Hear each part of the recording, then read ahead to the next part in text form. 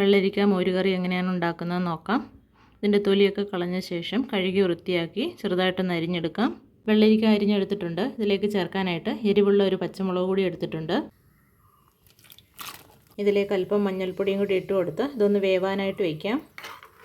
ഇതിലേക്ക് ചേർക്കാനായിട്ട് അല്പം തേങ്ങയും മഞ്ഞൾപ്പൊടിയും ചെറിയ ജീരകവും വെളുത്തുള്ളിയും ഇഞ്ചിയും കുഞ്ഞുള്ളിയും ആവശ്യത്തിന് വെള്ളവും കൂടി ചേർത്ത് നന്നായിട്ടൊന്ന് അരച്ചെടുക്കാം.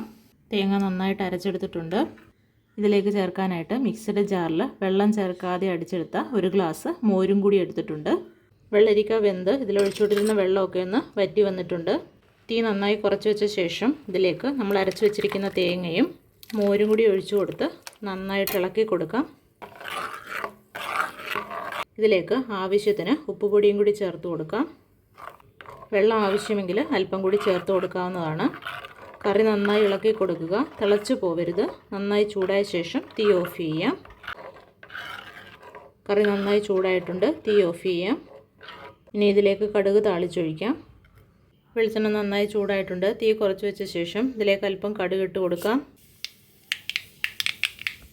കടുക് പൊട്ടിയിട്ടുണ്ട്. ഇതിലേക്ക് അല്പം കുഞ്ഞുള്ളിയും കറിവേപ്പിലയും കൂടി ഇട്ട് ചൂടാക്കിയെടുക്കാം. ഉള്ളി നന്നായി മൂത്ത് വന്നിട്ടുണ്ട്. ഇതിലേക്ക് അല്പം ഉലുവാപ്പൊടിയും കൂടി ഇട്ട് കൊടുത്ത ശേഷം തീ ഓഫ് ചെയ്യാം. ഇതിനെ കറിയിലേക്ക് ഒഴിച്ചു കൊടുക്കാം. ഈ രീതിയിൽ എല്ലാവരും ഉണ്ടാക്കി നോക്കുക. വീഡിയോ ഇഷ്ടമായാൽ ലൈക്ക് ചെയ്യുക, ഷെയർ ചെയ്യുക, സബ്സ്ക്രൈബ് ചെയ്യുക. ബൈ.